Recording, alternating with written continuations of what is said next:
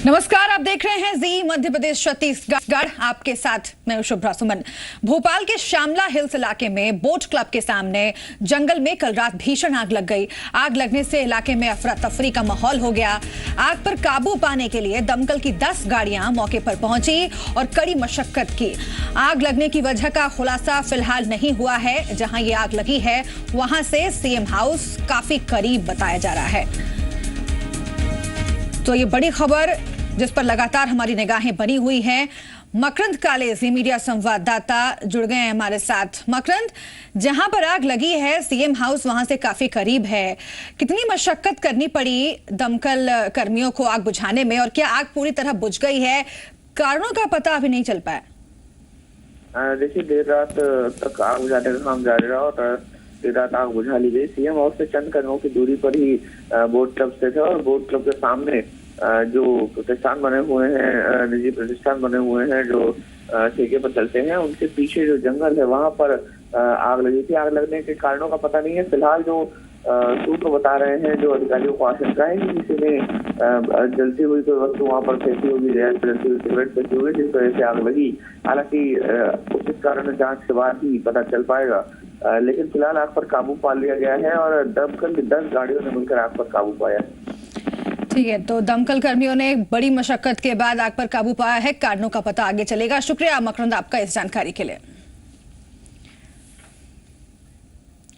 प्रधानमंत्री नरेंद्र मोदी आज से मिशन असम पर होंगे। मोदी आज पूर्वोत्तर राज्य असम में 5 बड़ी रैलियां करेंगे।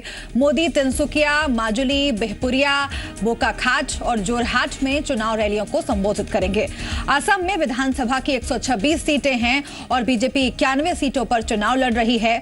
पार्टी ने 24 सीटें असम गण परिषद को दी हैं, जबकि बाकी सीटें बोडो पीपुल्स फ्रंट और 2 अन्य छोटी पार्टियों को दी गई हैं। राज्य में 4 और 11 अप्रैल को 2 चरणों में मतदान होना है। बीजेपी ने केंद्रीय मंत्री सर्बानंद सोनोवाल को असम में मुख्यमंत्री पद का उम्मीदवार घोषित किया है, जो माजुली सीट से चुनाव लड़ रहे हैं। अप्रैल मई में असम के अलावा पश्चिम बंगाल, केरल, तमिलनाडु और पुडुचेरी में चुनाव हो रहे हैं। इनमें से बीजेपी सबसे ज्यादा जोर असम में ही लगा रही है और पार्टी को यहां पर पहली बार सरकार बनने की उम्मीद है। पार्टी अध्यक्ष अमित शाह ने शुक्रवार को शिवसागर और सोनारी में 2 चुनावी रैलियों को संबोधित किया।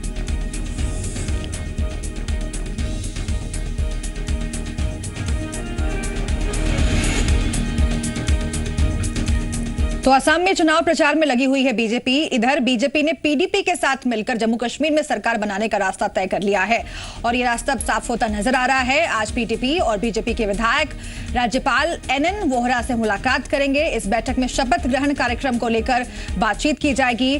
वहीं इससे पहले शुक्रवार को जम्मू में बीजेपी विधायक दल की बैठक हुई, जिसमें निर्मल सिंह को विधायकों ने सर्वसम्मति से अपना नेता चुना।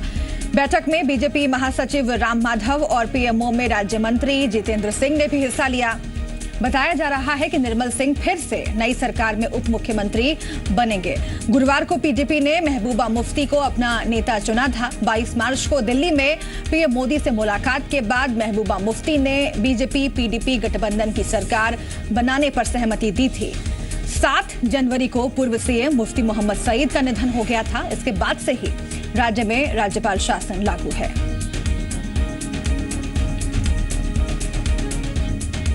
There has never been a breakdown in the coalition between the BJP and the PDP, and therefore I think this is just a continuation of the process we started about a year back. To be precise, there were no differences, but certainly when you are in a coalition, you have to accommodate each other's priorities and each other's preferences, and that is precisely what we do in a healthy coalition, and I'm sure this is going to augur well for the state of Jammu and Kashmir.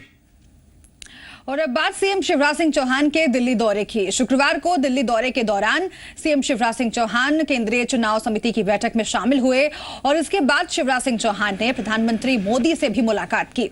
इस दौरान शिवराज सिंह चौहान ने प्रधानमंत्री नरेंद्र मोदी को 2022 तक किसानों की आय दोगुनी करने का एक्शन प्लान सौंपा और साथ ही सिंहस्थ की तैयारियों की जानकारी भी दी। इससे पहले शिवराज सिंह चौहान ने विदेश मंत्री सुषमा स्वराज और केंद्रीय स्वास्थ्य मंत्री जेपी नड्डा से भी मुलाकात की।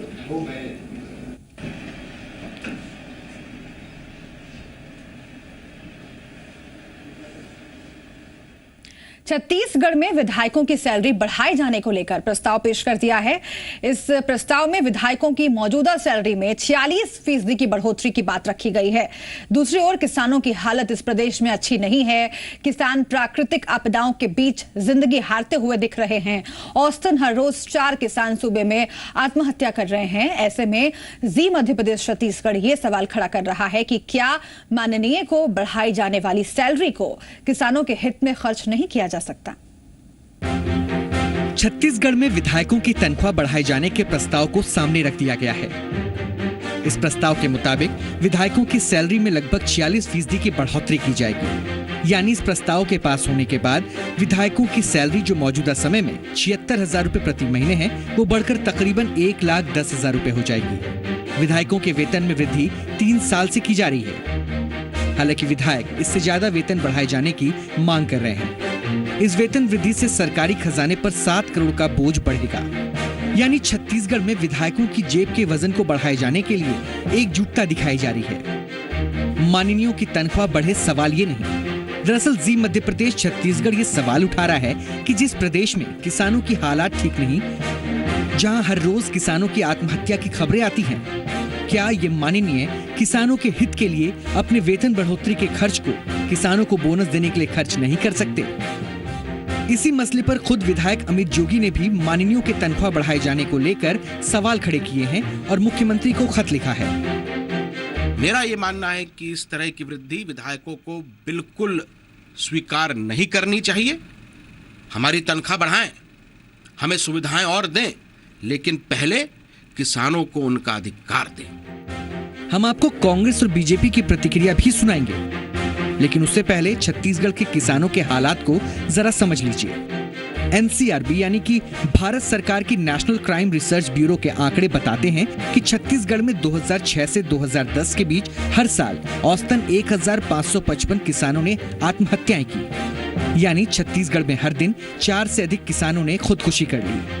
लेकिन जब इस पूरे मामले पर सवाल खड़े हुए तो साल 2011 के आंकड़े को शून्य दिखाया गया। 2012 में किसानों की आत्महत्या की संख्या केवल 4 बताई गई। 2013 में यह फिर से शून्य हो गई। छत्तीसगढ़ सरकार के आंकड़ों की बाजीगरी को समझने के लिए आपको 2009 के आंकड़े देखने होंगे। 2009 में छत्तीसगढ़ में किसानों की आत्महत्या के 1,802 मामले दर्ज हुए थे, जबकि स्वरोजगार के अन्य वर्ग में यह संख्या 861 थी। 2013 में जब किसानों की आत्महत्या का मामला 0 बता दिया गया, तब स्वरोजगार के मामलों में आत्महत्या की संख्या 2077 हो गई। छत्तीसगढ़ में 2013 में सभी आत्महत्याओं में अन्य एवं स्वरोजगार की हिस्सेदारी 60% तक थी। मतलब ये कि अब सरकार ने किसानों की आत्महत्या को स्वरोजगार की आत्महत्या के आंकड़ों में जोड़ दिया। जाहिर है, ऐसा करते हुए सरकार के सामने सीधे सीधे किसानों की आत्महत्या के आंकड़े मुंह चिढ़ाते नजर आएंगे। इन आंकड़ों को लेकर भले ही दलों के पक्ष अलग अलग हों और दलीलें भी, लेकिन किसानों के जान जाने के आंकड़े को किसी भी सूरत में नकारा नहीं जा सकता है।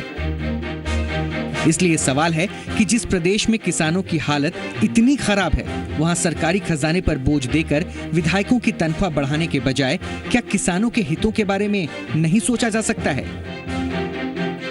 ब्यूरो रिपोर्ट, जी मीडिया।